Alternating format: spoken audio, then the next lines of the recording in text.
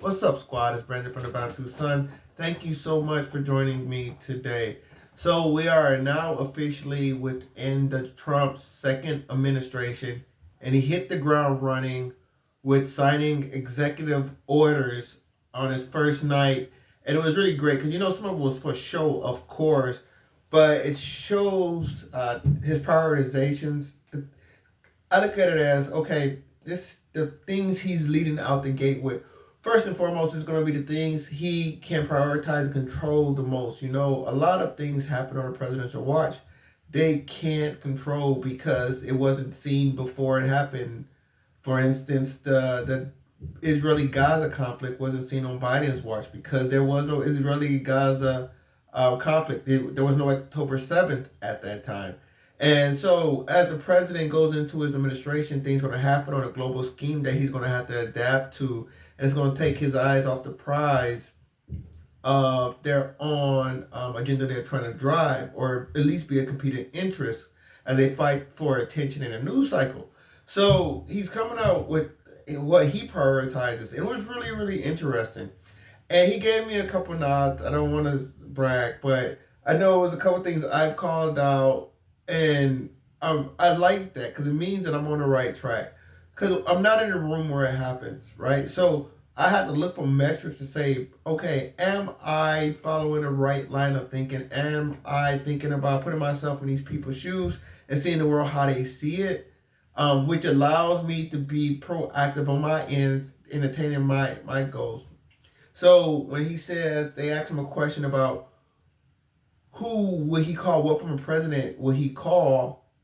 The president, he called it the president that I said his administration reminded me of the most, and that was Bill Clinton. And I have a fair amount of videos saying that, I found Trump administration most like Bill Clinton's. And I went on a limb with that because that was Bill Clinton, of course, was a Democrat, but it was a great illustration of like how in tune I think we are over here at the Bantu Sun with looking at the world as it is, looking at the players involved and making pragmatic hypothesis.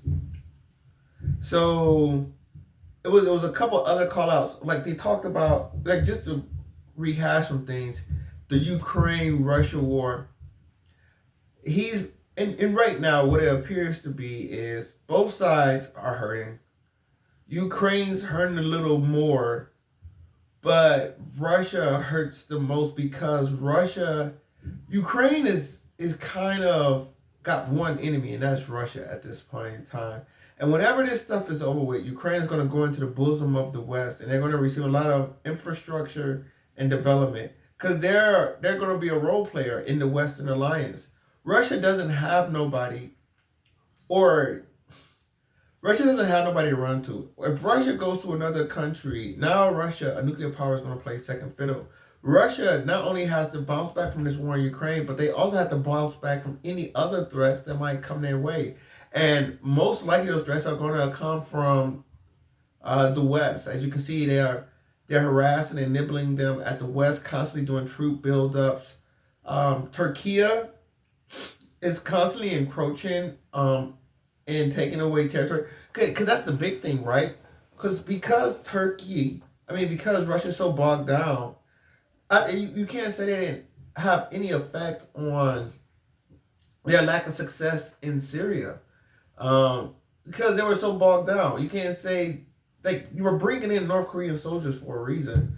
Like, of course, they're probably doing operational integration, but at the same time, they're also trying to preserve some of their manpower because they have to be able to rebound if anything happened after this conflict. They can't leave themselves totally committed to Ukraine. And that's a benefit that Ukraine has that Russia doesn't, because Ukraine can totally commit to this war. And Trump talked about, a lot of people thought this was going to be over, in a weekend, and now it's been lasting years. And it's just grinding Russia. It's really grinding Russia, and they're losing all types of influence. So Putin may be in a winning position with Ukraine right now, but do they have the strength for the kill shot? Obviously not, because if they could have, they would have did it already. And the longer the war go on, the more it's going to grind down Russian capabilities to respond to other threats. So he also talked about trade, wanted to make sure that made some nods to China. As I said, with his enemies or potential enemies, he comes out friendly.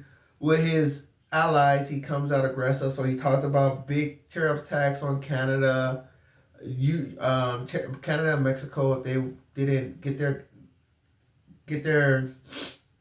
if they didn't get right in their behavior. He talked about tariffs on Europe not buying enough American oil and grain. And who oil and grain does Europe usually buy? Russia. And that's why I say America and Russia occupy the same space.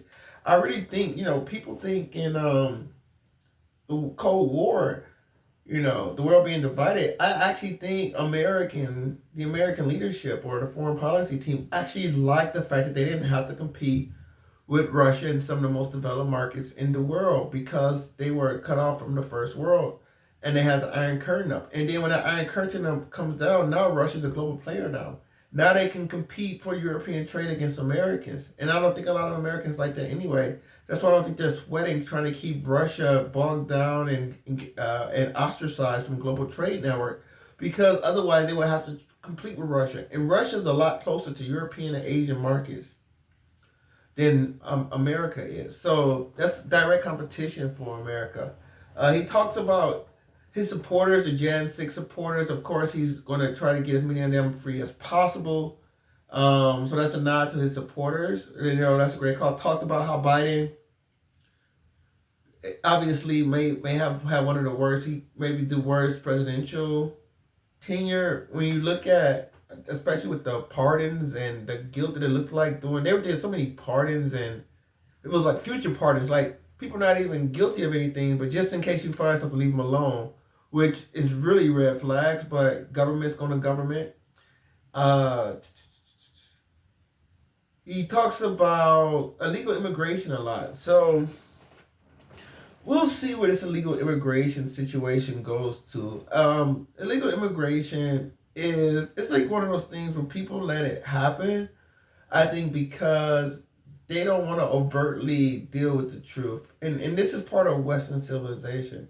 In the West, things have to be done. But for whatever reason, people don't want to say it. They just want to create the environment where it has to be done. The reason they don't want to say it is because they want to escape culpability. They want to say, me, why did you do that? It's like, no, you created the environment for that to happen. People create this environment. It's the reason why nobody's kicking out these illegal immigrants. It's because they're doing much valuable work. And it's probably the most efficient way to deal with them is to bring them in illegally and have them do the work. And Mexico get the benefit from remittances. American businesses get the benefit from cheap labor. American consumer get the benefit from affordable prices. The American government gets the benefit because they get more people that's promoting economic activity, and these jobs are getting done. So everybody turns a blind eye to illegal immigrant, but they don't want to talk about this and how much they do it because these workers do take jobs, they do drag down wages, etc. And most importantly, I do think there's a racial component to it. A lot of them are going to be from hot places. They're going to be dark skinned, different languages, different religion, whether that's Catholicism or what may have you, or Islam. Like some of these migrants are coming far as way as Africa and Asia. So these are different people. These aren't Western European people that are necessarily coming over. So I think that's another kicker. And no politician wants to say we need these people in our economy. They want to say they're taking your jobs and give me your vote. So I think this is why illegal immigration obviously get to persist on so many levels. But it was interesting just watching him like knock them all down, boom, boom, boom, boom, speaking off the cuff, saying his thoughts, how he see the world, his ideas, promoting peace with Kim Jong-un and North Korea. And it was just a real interest. Like I say, he's you don't really get politicians talk like that, but that's because I think a lot of them are just positioned in that place. Whereas Trump really has ideas and he really has a vision for what he would like to do. So it comes off the top of his head. And, the swag is there because they got the experience now under the belt. He knows the people. He knows the structure. He knows what he can't get away with, how he can and can't get away with it. And there's nothing else to do but to do it at this point, I think, for him. And he really enjoys and loves the job, it seems like. So it's going to be interesting to watch this candidacy evolve and the different conflicts in the world, how terms of and deals of agreement, whether that's trade, a conflict, etc., are done. But it's definitely going to be an interesting a term to watch out for. So love to hear your thoughts. Comment below, like, share, subscribe if you enjoy the content. Until next time, take care. Bantu up.